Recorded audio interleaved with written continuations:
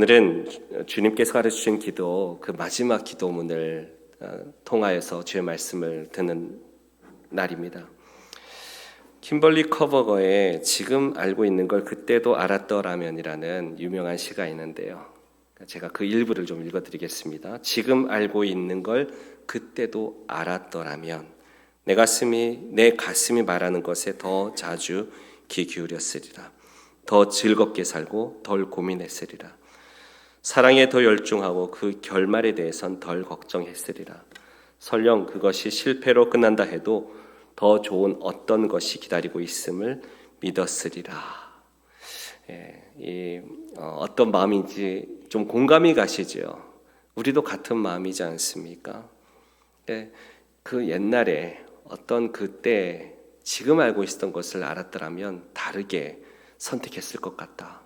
아니면 다른 판단을 했을 것 같다 하는 그런 생각들을 한 번씩 해보셨을 것입니다.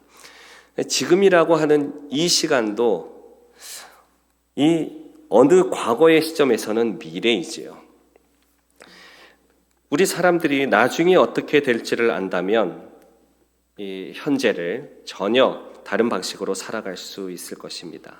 가령 우리나라 참 어려웠던 일제시대 때 일제가 망할 것이라는 것을 알았더라면 의를 저버렸던 사람들이 다른 선택을 했을 수도 있었을 것입니다.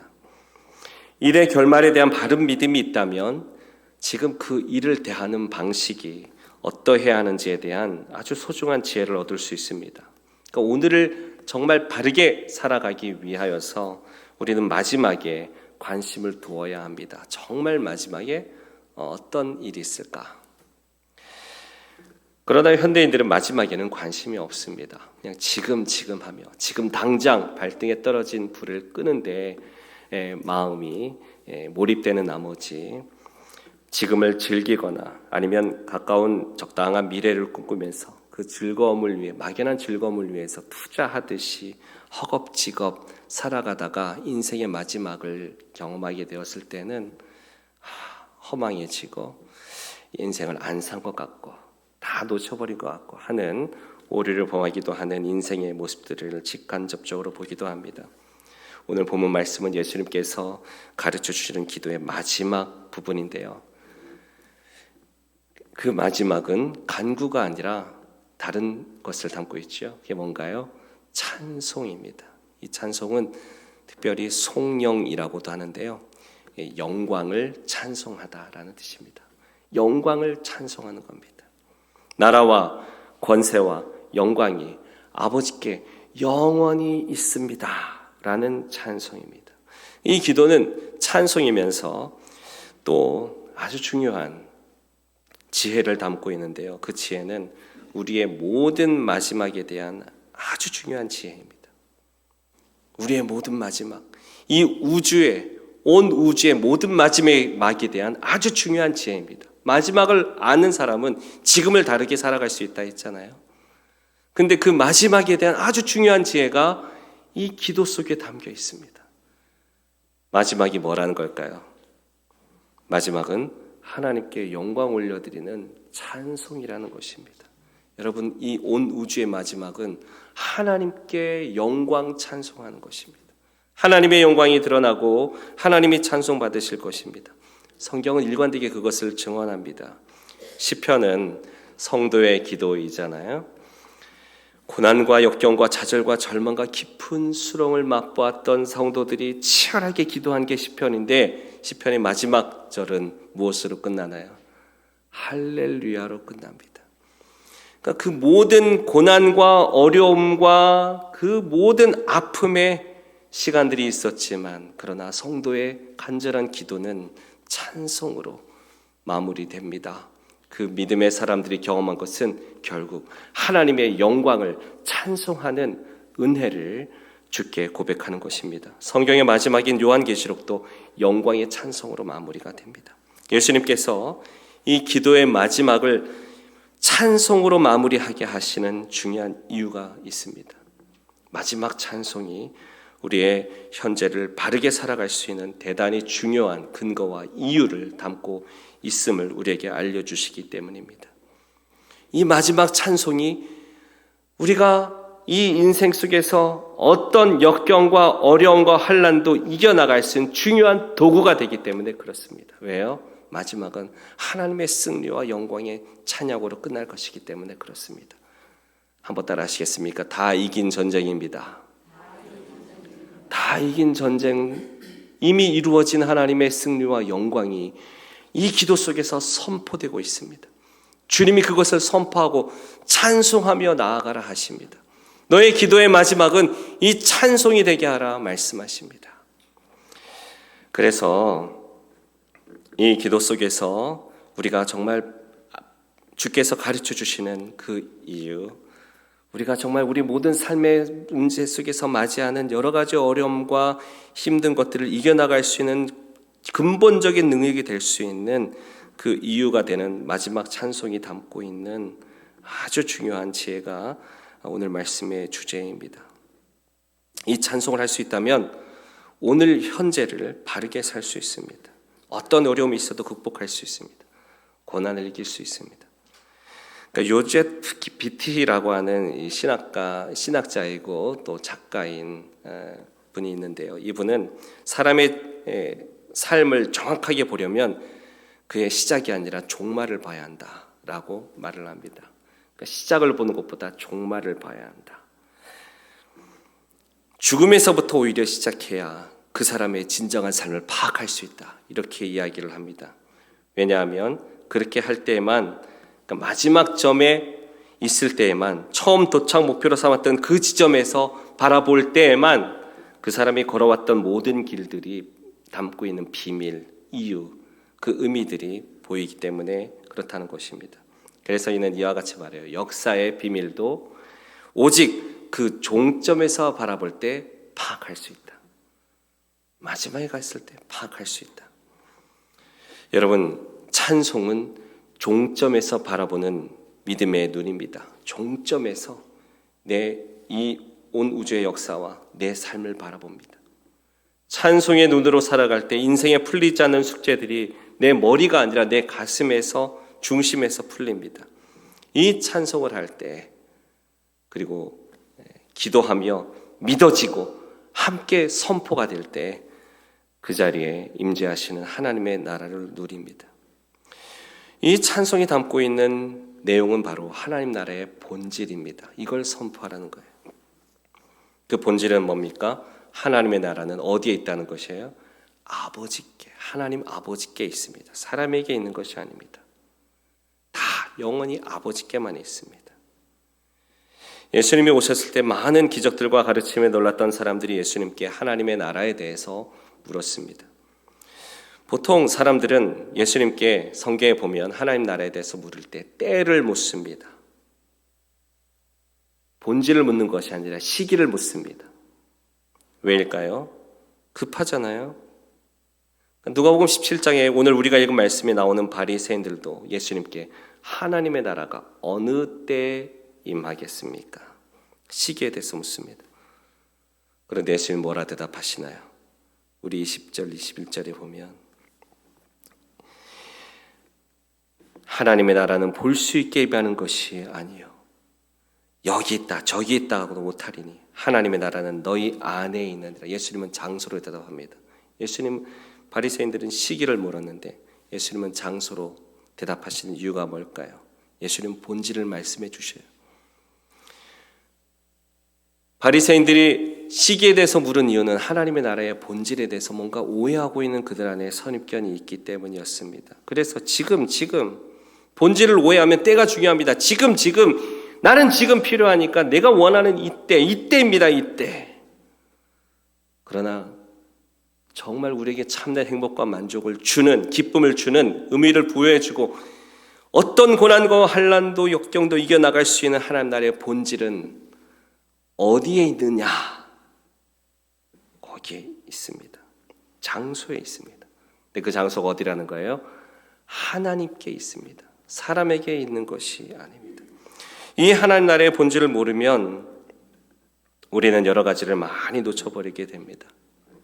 서두르게 됩니다. 그리고 시기에만 몰입한 나머지 왜 지금이 아니냐고, 난 이때가 필요한데 하며 원망하게 됩니다. 원망은 하나님 나라를 우리 삶에서 몰아냅니다. 고난을 버티고 이길 힘과 지혜를 몰아냅니다. 그러나 본질을 아는 사람일수록 시기에 대해서는 마음을 더 내려놓을 수 있습니다.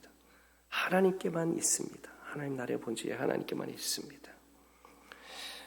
사람에게 있는 것이 아닙니다. 하나님 나라가 너희 안에 있느니라. 하나님의 나라가 하나님께만 있습니다. 시기가 중요한 것이 아니라 어디에 있느냐가 중요한 것입니다. 라고 하는 가르침을 주십니다. 먼저 사람의 눈에 있지 않다는 뜻이 무슨 뜻일까요? 사람에게 있지 않다는 거예요. 우리는 화려하고 대단한 걸 좋아하죠. 어느 날 한 성도님이 우리 교회 말고 다른 교회에 있을 때였는데 유튜브 영상을 보여주셨는데 찬양 영상입니다. 하나님을 찬양한 거대한 찬양대가 나옵니다. 옷도 완벽하고 그림이 아주 완벽합니다. 그 웅장한 화음과 대단한 악기들과 압도적인 규모에서 그냥 로봇처럼 착착착착 맞춰지는 그 제식 동작들, 영상 퀄리티도 최고인 것 같았습니다. 무슨 평양 합창단 같았습니다. 그런데 그 단체가 어떤 데인가 찾아보니까 여자 교주를 재림예수라고 믿는 이단 종파였습니다. 그리고 사회적으로도 크게 무리를 일으키는 그런 문제가 되는 집단이었습니다. 사실 이단 종파들, 신천지 이단이나 만민중앙교회나 이런 곳에서 나오는 유튜브에 막 흘러다니는 영상들 보면 특징이 있는데 아주 그와 같아요. 화려하고 대단하고 압도적이고 거대합니다. 완벽합니다. 기계적으로 완벽합니다.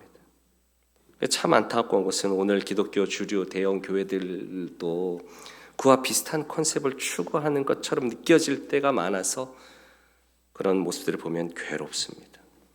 그러니까 화려한 옷이나 어떤 완벽한 합창, 영상 및 테크닉, 그 화려함 자체가 문제라는 것이 아닙니다.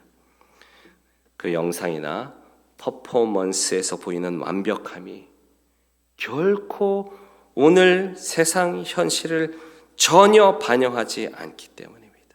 우리가 살아가고 있는, 두 발 딛고 살아가고 있는 이 현실 세상의 어둠과 좌절과 고통과 낭만과 절망을 떨쳐내고 일어나 하나님 앞에 나오는 백성들의 모습이 그와 같지는 않을 것 같아요.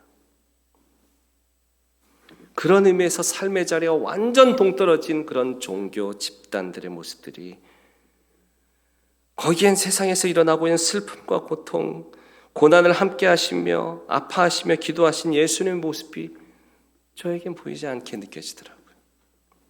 철저히 사람의 눈과 상상력에 의지해서 마음대로 자기들이 그려낸 하나님 나라의 외적인 화려함이나 대단함을 추구하며 그런 일들을 하는 듯처럼 보입니다. 저의 설교자로서의 관찰입니다. 근데 오늘 예수님은 바리새인들에게 그런 식으로 하나님의 나라가 너희들이 원하는 방식이, 너희들이 원하는 때, 너희들이 원하는 모양으로 보여지는 게 하나님 나라가 아니야. 이곳저곳에서 보여지는 게 아니야. 하나님 나라는 너희 안에 있다라고 알려주시고 계시는 것입니다. 겉모양에 있는 것이 아니다. 여기서 너희는 바리새인들이 아니라 믿는 성도들을 말합니다. 주의 성도들에게 그들의 삶의 자리에 한 자리에 있다. 곧 이 말은 하나님이 성도와 항상 함께 하신다. 성도의 믿음이 선포되어지는 곳에, 믿음으로 살아가는 그곳에 하나님의 나라가 반드시 있다. 사람의 화려함이나 능력이 있는 것이 아니라 하나님께 있기 때문에 그렇습니다. 여러분 삶의 자리에서 하나님의 나라를 그래서 선포할 수 있습니다. 하나님께 있기 때문에 그렇습니다. 나에겐 쥐뿔 아무것도 없어 보여도, 정말 세상에 어디 들여대 보일 수 있는 그 어떤 자랑거리가 없어도 전혀 괜찮다는 것입니다. 예수 이름을 믿는 것, 하나님의 아들을 믿는 것, 하나님의 사랑, 나를 자녀 삼아 주신 구속의 은혜를 믿는 것, 죄송합니다. 그 하나님은 화려한 옷을 입고 오시지 않으시고 마국간에 가장 초라한 모습으로 오셔서 가장 초라한 사람들이 모인 갈릴리라는 동네에서 안식일 날엔 병원에도 가지 말라 하는 유대주의자들의 한가운데에서 안식일 날에 십수년 된 병에 걸려 고통당하는 사람 옆에 계셔서 그의 병을 고쳐주셨던 예수의 모습으로 하나님의 나라는 옵니다. 이름도 초라한 시골 동네에서 아들 하나 의지해서 살던 한 여인이 그 아들마저 잃어버리는 죽음의 절망 가운데에서 신음하고 있을 때 그 여인에게 찾아가셔서 예수님은 그 고통 속에서 같이 울어주시며 그 아들을 살려내시며 하나님의 나라는 그와 같이 우리에게 옵니다.